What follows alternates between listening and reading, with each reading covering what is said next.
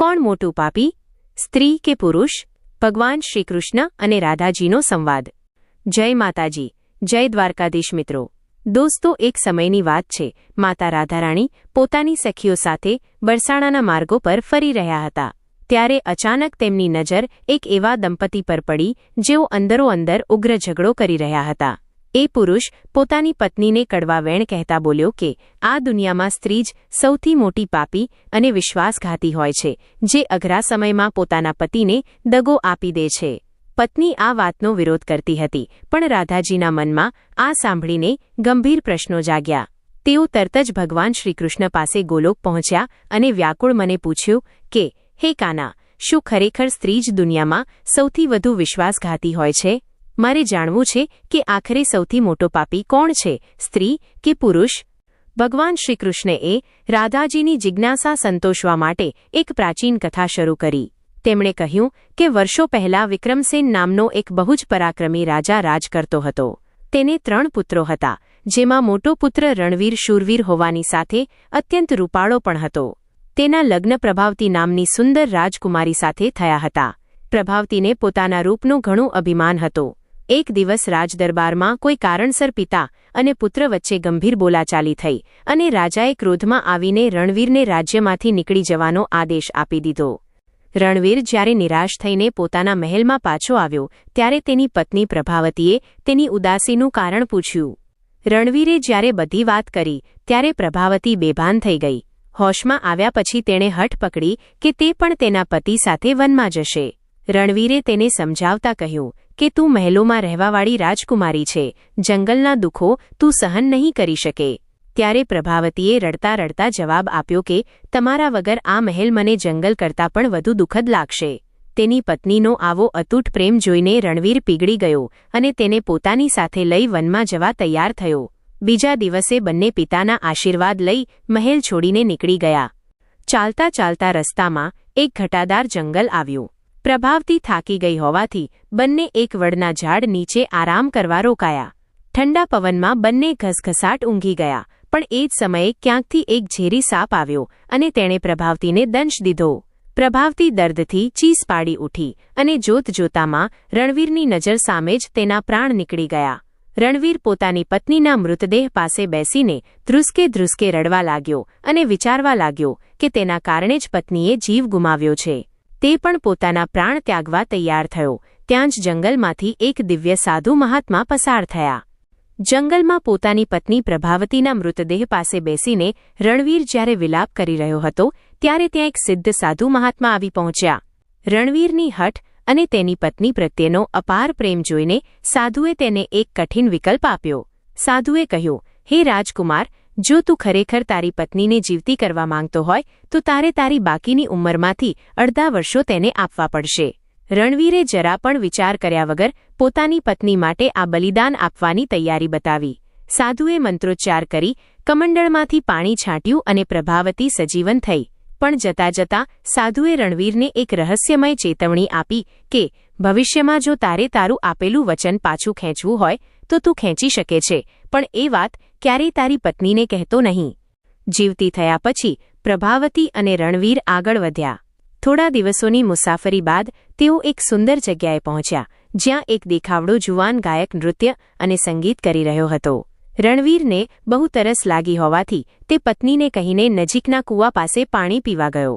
અહીં જ પ્રભાવતીના મનમાં પરિવર્તન આવ્યું।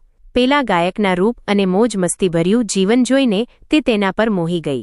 પેલા ગાયક જુવાને પ્રભાવતીને લલચાવતા કહ્યું, જો તું તારા પતિને રસ્તામાંથી હટાવી દે તો આપણે બંને બહુ સુખેથી રહી શકીશું। ક્ષણભરના મોહમાં આવીને પ્રભાવતી બધું જ ભૂલી ગઈ, એ પ્રેમ પણ અને એ બલિદાન પણ જે રણવીરે તેને જીવતી કરવા માટે આપ્યું હતું। જ્યારે રણવીર કૂવા પર પાણી પીવા માટે નમ્યો ત્યારે પ્રભાવતીએ પાછળથી આવીને તેને જોરદાર ધક્કો માર્યો। રણવીર કૂવામાં પડ્યો અને પ્રભાવતી નિશ્ચિત થઈને પેલા ગાયક સાથે ભાગી ગઈ।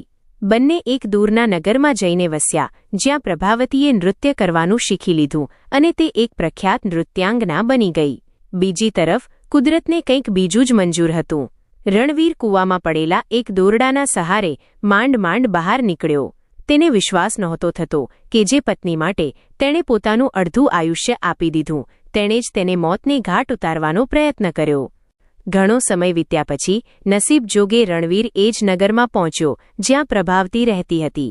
રણવીર ત્યાં એક વેપારીને ત્યાં નોકરી કરવા લાગ્યો.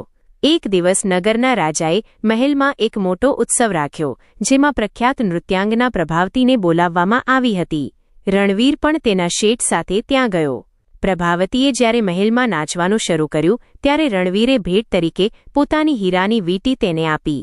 વીંટી જોતાં જ પ્રભાવતી ઓળખી ગઈ કે આ તેનો પતિ રણવીર છે.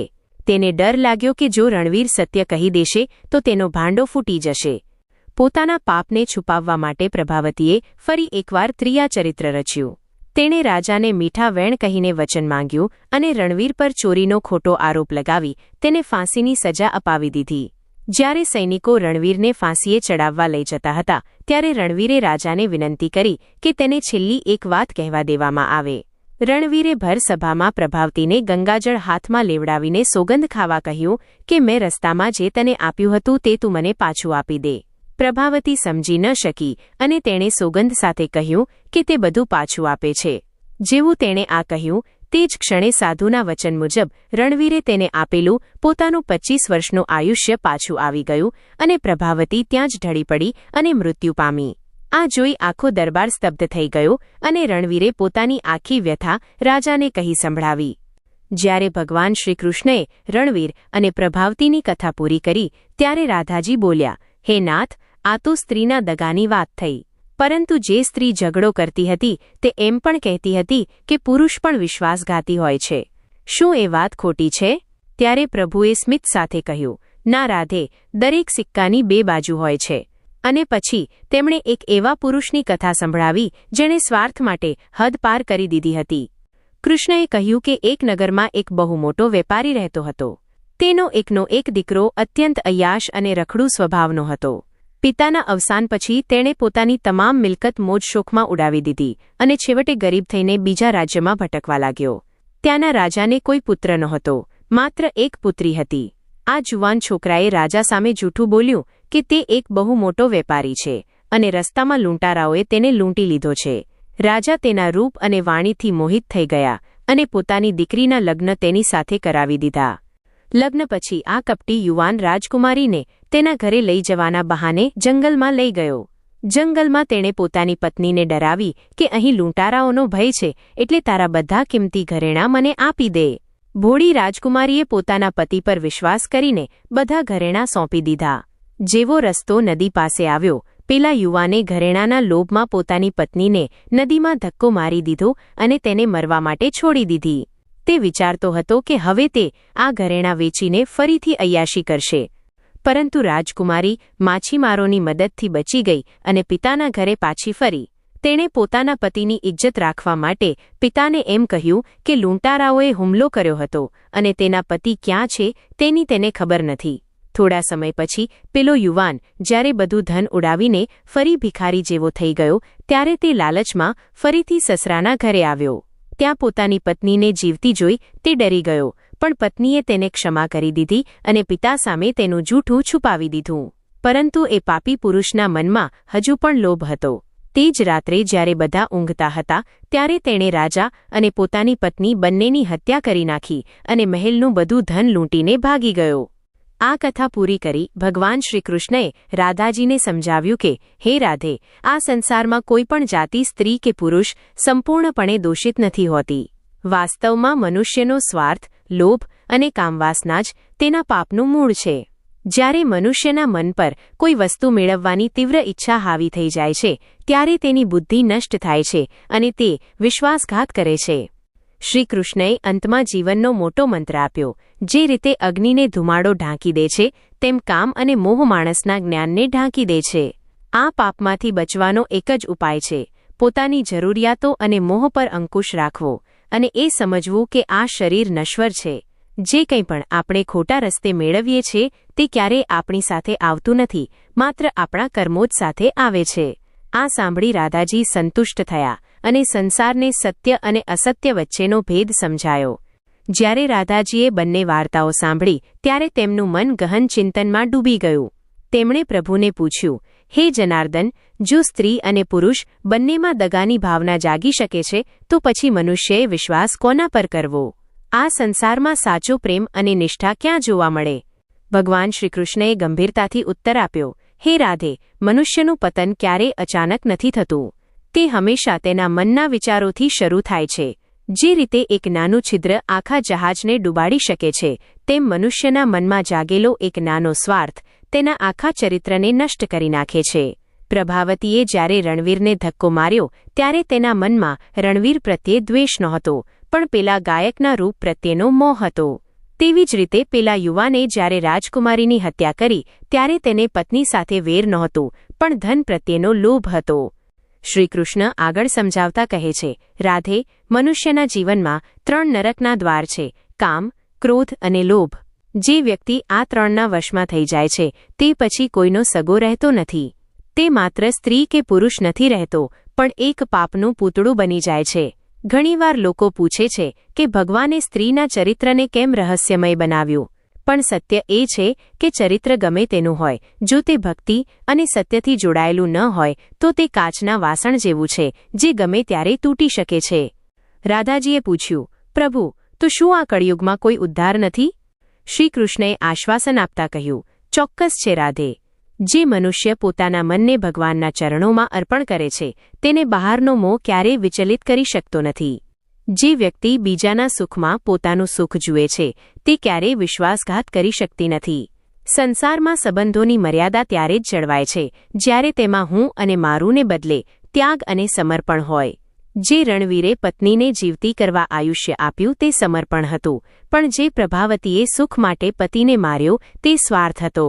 અંતે વિજય હંમેશા સમર્પણનો જ થાય છે, કારણ કે પાપનું આયુષ્ય ઘણું ટૂંકું હોય છે. ભગવાનના આ વેણ સાંભળીને રાધાજીના ચહેરા પર એક દિવ્ય શાંતિ છવાઈ ગઈ. તેમણે સમજાયું કે દગો એ સ્ત્રી કે પુરુષનો સ્વભાવ નથી, પણ તેના મનની નબળાઈ છે. જે મનુષ્ય પોતાના આત્માને ઓળખે છે અને પ્રભુમાં શ્રદ્ધા રાખે છે તે ક્યારેય કોઈને દગો આપતું નથી અને પોતે પણ છેતરાતો નથી. ઉપસંહાર: આ કથા આપણને શીખવે છે કે જીવનમાં ગમે તેવી વિષમ પરિસ્થિતિ આવે, પણ જો મનુષ્ય સત્યનો સાથ ન છોડે તો ઈશ્વર તેની રક્ષા જરૂર કરે છે. જેવો રણવીર બચી ગયો અને તેને ફરીથી સુખ મળ્યું, તેમ જે સત્યના માર્ગે ચાલે છે તેનો ક્યારેય પરાજય થતો નથી. ભગવાન શ્રીકૃષ્ણનો ગહન બોધ સાંભળીને રાધાજીએ છેલ્લો પ્રશ્ન પૂછ્યો, હે પ્રભુ, તમે રણવીર અને રાજકુમારીની વ્યથા કહી, પણ પેલા પાપીઓનું શું થયું? જે ગાયક યુવાને પ્રભાવતીને ઉશ્કેરી અને જે અય્યાશ યુવાને રાજકુમારીની હત્યા કરી, શું તેમને ક્યારેય દંડ મળ્યો? શ્રીકૃષ્ણએ ગંભીર સ્વરે કહ્યું, રાધે, મારા ન્યાયના ચક્રમાં કોઈ બચી શકતું નથી. જે ગાયક માટે પ્રભાવતીએ તેના પતિને દગો આપ્યો હતો, તે ગાયકે પ્રભાવતીના મૃત્યુ પછી બધું જ ધન ગુમાવી દીધું. તેને એક એવો રોગ થયો કે તેનો અવાજ જતો રહ્યો અને તેના રૂપનો નાશ થયો. જે નૃત્ય અને સંગીત પર તેને અભિમાન હતું તે જ તેને ભીખ માંગવા મજબૂર કરી ગયું. અંતે તે જંગલમાં એકલો અને લાચાર હાલતમાં મૃત્યુ પામ્યો. પ્રભુએ આગળ વધતા કહ્યું, તેવી જ રીતે પેલો લોભી યુવાન જે રાજકુમારી અને રાજાની હત્યા કરીને ધન લઈ ભાગ્યો હતો તેને પણ સુખ ન મળ્યું. જે ધન તેણે લોહી રેડીને મેળવ્યું હતું તે જ ધનને કારણે તેના જ સાથીઓએ તેની હત્યા કરી નાખી. મનુષ્ય ભૂલી જાય છે કે અન્યાયથી મેળવેલું ધન ક્યારેય ફળતું નથી, તે ઉલટું વિનાશ લાવે છે. રણવીર આજે પણ સુખી છે કારણ કે તેની પાસે સત્યનું બળ હતું. રાધાજીએ પૂછ્યું, કાના, આ કળિયુગના મનુષ્યો માટે આ કથામાં કયો સંદેશ છે? શ્રીકૃષ્ણએ સ્મિત સાથે કહ્યું, રાધે, આજના યુગમાં પણ આ કથા એટલી જ પ્રસ્તુત છે. આજે પણ ઘણા લોકો ક્ષણિક સુખ માટે પોતાના જીવનસાથીને દગો આપે છે, પણ તેઓ એ નથી જાણતા કે વિશ્વાસઘાત એ સૌથી મોટું ઋણ છે જે આ જન્મમાં જ ચૂકવવું પડે છે. જે સ્ત્રી કે પુરુષ પોતાના ધર્મને છોડીને વિજાતીય આકર્ષણ કે ધન પાછળ દોડે છે તેમનું પતન નિશ્ચિત છે. કૃષ્ણનો અંતિમ સંદેશ: દરેક સ્ત્રીએ પ્રભાવતી જેવી ભૂલ ન કરવી જોઈએ કે જેણે તેને જીવન આપ્યું તેને જ મોત આપ્યું. અને દરેક પુરુષે પેલા અય્યાશ યુવાન જેવો સ્વાર્થ ન રાખવો જોઈએ. સાચું સુખ સુંદર ચહેરામાં કે સોના ચાંદીમાં નથી, પણ પરસ્પરના વિશ્વાસ અને સમર્પણમાં છે. જે ઘરમાં પતિ પત્ની એકબીજા પ્રત્યે પ્રમાણિક રહે છે ત્યાં જ માતા લક્ષ્મીનો કાયમી વાસ થાય છે. જ્યાં દગો પ્રવેશે છે ત્યાંથી સુખ, શાંતિ અને સમૃદ્ધિ વિદાય લે છે. આમ ભગવાન શ્રીકૃષ્ણએ રાધાજીની તમામ શંકાઓ દૂર કરી. આ કથા આપણને શીખવે છે કે પાપ ગમે તેટલું શક્તિશાળી લાગે પણ સત્ય સામે તે હંમેશા પરાજિત થાય છે. જીવનમાં આવેલી મુસીબતો વખતે મન ડગવા ન દેવું અને કોઈના પર વિશ્વાસ કરતા પહેલા તેના ચરિત્રને સમજવું. દગો આપનાર વ્યક્તિ કદાચ દુનિયાની નજરમાં બચી જાય પણ ઈશ્વરના ચોપડામાં તેના પાપનો હિસાબ જરૂર થાય છે. બધી કથાઓ સાંભળ્યા પછી રાધાજી અત્યંત શાંત મુદ્રામાં બેઠા હતા. તેમણે છેલ્લી વાર પ્રભુની આંખોમાં જોઈને પૂછ્યું, હે જનાર્દન, જો સ્ત્રી અને પુરુષ બંનેમાં દગાની ભાવના જાગી શકે છે તો પછી મનુષ્યએ વિશ્વાસ કોના પર કરવો? આ સંસારમાં સાચો પ્રેમ અને નિષ્ઠા ક્યાં જોવા મળે? જેનું હૃદય તૂટી ગયું છે, જેનો વિશ્વાસ રોડાઈ ગયો છે, તે વ્યક્તિ આ વેદનામાંથી બહાર કેવી રીતે આવે? જેની સાથે અન્યાય થયો છે તેને ન્યાય ક્યારે મળશે? ભગવાન શ્રીકૃષ્ણએ અત્યંત કરુણાભર્યા સ્વરે કહ્યું, રાધે, જેની સાથે દગો થયો છે તેને એ સમજવું જોઈએ કે તે વ્યક્તિ તેના જીવનમાંથી ગઈ નથી પણ કુદરતે તેને કચરાની જેમ સાફ કરી છે. દગો મળવો એ ખરેખર તો ઈશ્વરની એક કૃપા છે, કારણ કે પ્રભુ તમને એવા વ્યક્તિથી બચાવવા માંગે છે જે તમારી લાયક નથી. રણવીરને જો પ્રભાવતીએ દગો ન આપ્યો હોત તો તેને ક્યારેય એક સાચી અને ધર્મપરાયણ પત્ની ન મળી હોત. શ્રીકૃષ્ણે આગળ સમજાવ્યું, જે લોકો બીજાનું હૃદય તોડે છે તેઓ ખરેખર તો પોતાનું નસીબ તોડે છે. જેની સાથે અન્યાય થયો છે તેને મારો એક જ સંદેશ છે, ક્ષમા. દગો આપનારને સજા આપવાનું કામ મારું, કાળનું છે, પણ તેને ક્ષમા કરી દેવાનું કામ તમારું છે. જે વ્યક્તિ ક્ષમા કરે છે તે પીડામાંથી મુક્ત થઈ જાય છે. બદલો લેવાની ભાવના મનુષ્યને અંદરથી બાળી નાખે છે, જ્યારે ક્ષમા મનુષ્યને પરમ શાંતિ આપે છે. રાધાજીએ પૂછ્યું, તો પ્રભુ, શું આ સંસારમાં કોઈ પણ સંબંધ શાશ્વત નથી? સ્મિત સાથે શ્રીકૃષ્ણે ઉત્તર આપ્યો, રાધે, આ સંસારમાં માત્ર એક જ સંબંધ શાશ્વત છે અને તે છે આત્માનો પરમાત્મા સાથેનો સંબંધ. બાકીના બધા સંબંધો કર્મોના લેણદેણ છે. જ્યારે લેણદેણ પૂરી થાય છે ત્યારે રસ્તાઓ અલગ થઈ જાય છે. જો મનુષ્ય આ સત્ય સમજી લે તો તેને ક્યારેય કોઈના જવાનો શોક નહીં થાય. જે વ્યક્તિ મને પોતાના હૃદયમાં ધારણ કરે છે તેને દુનિયાનો કોઈ દગો તોડી શકતો નથી, કારણ કે હું ક્યારેય મારો સાથ છોડતો નથી. અંતિમ ઉપદેશ. ભગવાન શ્રીકૃષ્ણે આ કથાના માધ્યમથી આખા વિશ્વને સમજાવ્યું કે સુંદરતા શરીરની નહીં પણ વિચારોની હોવી જોઈએ. જો તમારી દાનત સાફ હશે તો ભલે દુનિયા તમારી સાથે ગમે તેટલો છળ કરે પણ અંતે વિજય તમારો જ થશે. વિશ્વાસઘાત કરનાર ભલે આજે મહેલોમાં રહેતો હોય પણ તેનું મન હંમેશા નરકની આગમાં બળતું હોય છે. જ્યારે જેની સાથે દગો થયો છે તે જો હરિના શરણે જાય તો તેનું જીવન દિવ્ય બની જાય છે. માતા રાધાજી હવે સંપૂર્ણ સંતુષ્ટ હતા. તેમણે શ્રીકૃષ્ણના ચરણોમાં વંદન કર્યા. આ કથા માત્ર એક વાર્તા નથી પણ દરેક મનુષ્ય માટે એક અરીસો છે. આપણે નક્કી કરવાનું છે કે આપણે રણવીર જેવું ધૈર્ય રાખવું છે કે પ્રભાવતી અને લોભી યુવાન જેવો નાશવંત માર્ગ પસંદ કરવો છે.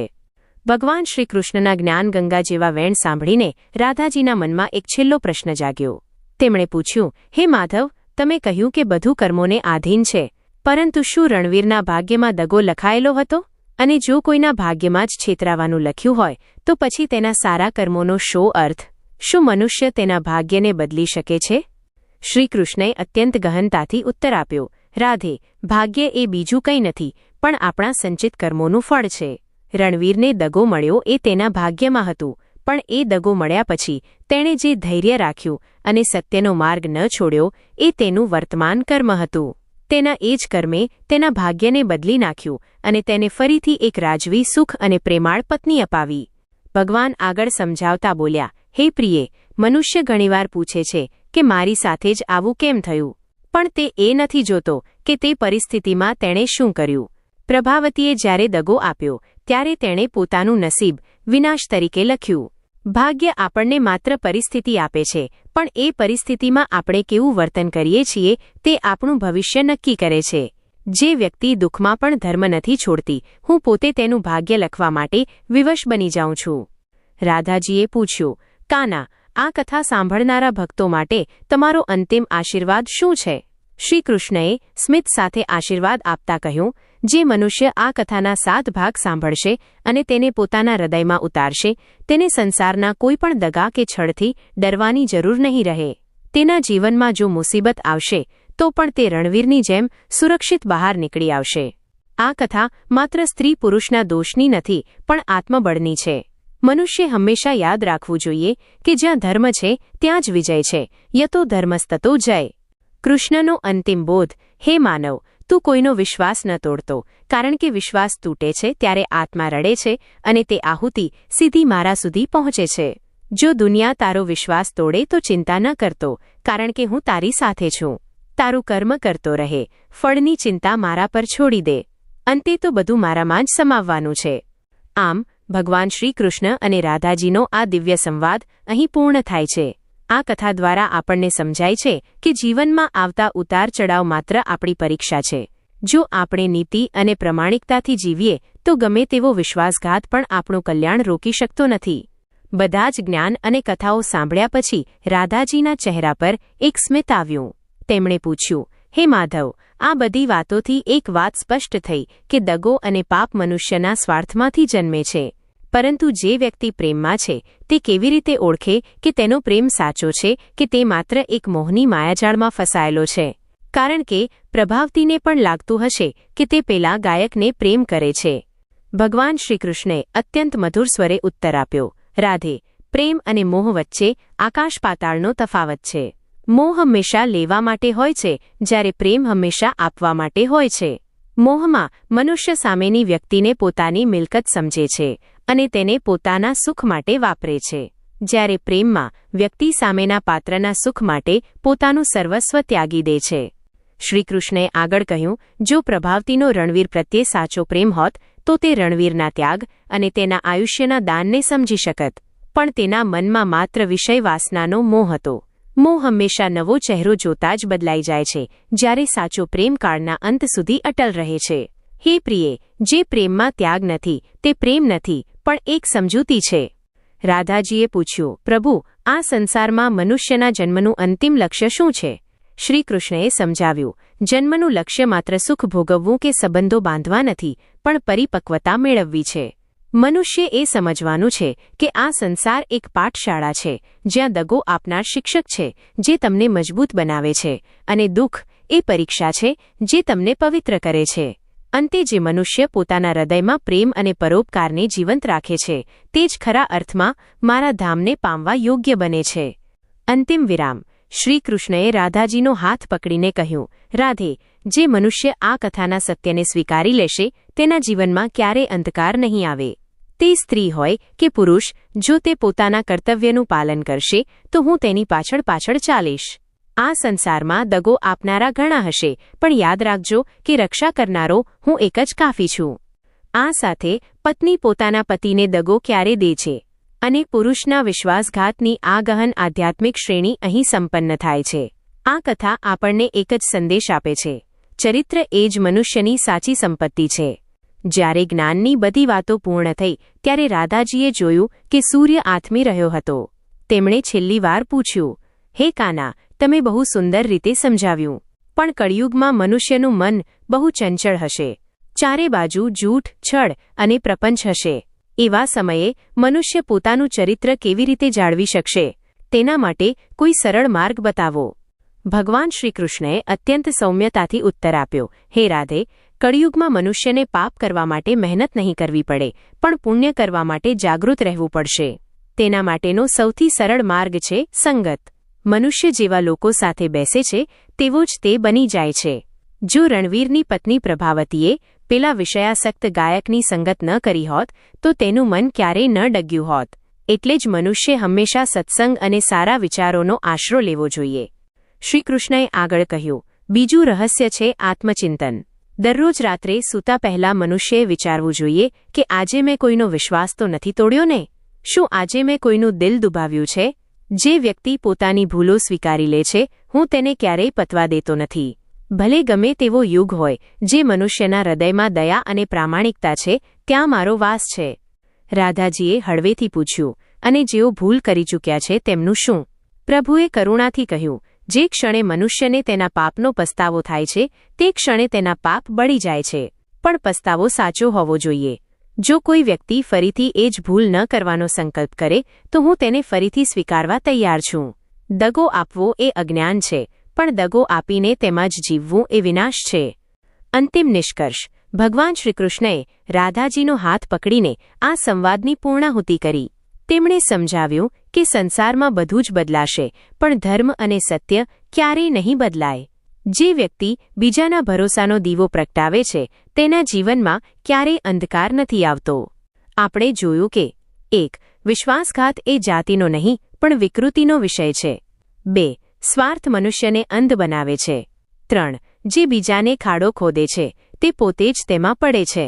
4. ઈશ્વરના ન્યાયમાં વિલંબ હોઈ શકે પણ અંધેર નથી. ભગવાન શ્રીકૃષ્ણ અને રાધાજીની આ કથાને હંમેશા યાદ રાખજો. સંધ્યાકાળના સોનેરી કિરણો વચ્ચે રાધાજી સંપૂર્ણ શાંત અને સંતુષ્ટ હતા. તેમણે છેલ્લી વાર પૂછ્યું, હે જનાર્દન, તમે સ્ત્રી અને પુરુષના પાપ, પુણ્ય અને ભાગ્યની બધી વાતો કહી, પણ આજના આ સ્વાર્થી સંસારમાં જે વ્યક્તિ સાચી છે, જે ખરેખર કોઈને છેતરવા માંગતી નથી, તેણે દુનિયાના છળ કપટથી બચવા માટે શું કરવું જોઈએ? ભગવાન શ્રીકૃષ્ણએ અત્યંત ગંભીર અને દિવ્ય સ્વરે કહ્યું, હે રાધે, મનુષ્યએ હંમેશા યાદ રાખવું જોઈએ કે આ સંસાર એક દર્પણ જેવો છે. તમે જે આપો છો તે જ તમને પાછું મળે છે. જે રણવીરે પત્નીને આયુષ્ય આપ્યું તેને અંતે સુખ મળ્યું, અને જે પ્રભાવતીએ પતિને મોત આપ્યું તેને અંતે કાળ મળ્યો. જે વ્યક્તિ સાચી છે તેણે ક્યારેય દુનિયાના કપટથી ડરવાની જરૂર નથી, કારણ કે તેની રક્ષા માટે હું ખુદ સુદર્શન ચક્ર લઈને ઊભો હોઉં છું. શ્રીકૃષ્ણએ આગળ વધતા એક પરમ સત્ય કહ્યું, હે પ્રિયે, જે મનુષ્ય આ કથાના 10 ભાગોને સાંભળીને પોતાના જીવનમાં પરિવર્તન લાવશે તેના પર ક્યારેય કોઈ મુસીબત નહીં આવે. જે સ્ત્રી પોતાના પતિ પ્રત્યે વફાદાર રહેશે અને જે પુરુષ પોતાની પત્નીનો આદર કરશે ત્યાં સાક્ષાત નારાયણ અને લક્ષ્મીનો વાસ થશે. દગો આપનાર ભલે થોડો સમય જીતી જાય પણ તેની હાર નિશ્ચિત છે. જ્યારે સહન કરનાર ભલે થોડો સમય હારી જાય પણ તેની જીત અનંતકાળ સુધી રહેશે. રાધાજીએ મસ્તક નમાવીને પ્રભુને વંદન કર્યા. શ્રીકૃષ્ણએ આશીર્વાદ આપતા કહ્યું, રાધે, હવે સમય છે કે મનુષ્ય જાગૃત થાય.